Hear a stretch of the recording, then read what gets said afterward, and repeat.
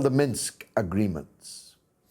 The Minsk agreements, of course, are the property of the Security Council of the United Nations, which adopted them in toto and unanimously. And therefore, the Minsk agreements have the power of international law.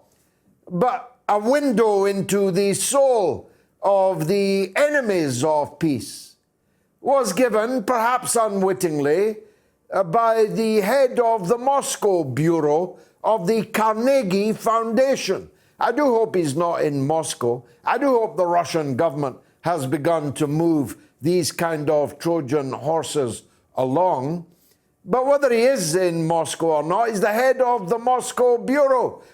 He said last night on social media, the game is now clear. Russia seeks to coerce the Ukrainian government into implementing the Minsk agreements. How do you coerce someone into an agreement they've already signed?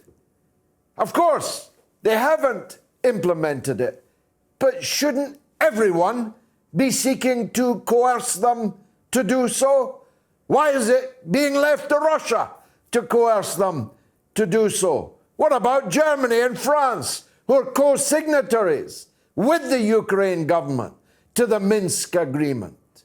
What about the United Nations Security Council, which has now embraced the Minsk agreements as their own? What do the Minsk agreements do?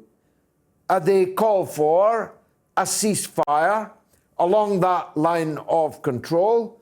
They call for the withdrawal of foreign forces from that area. It's going to be difficult now that it's stuffed full of foreign soldiers and mercenaries and Western-supplied weapons paid for by you, the taxpayer in America and in Britain.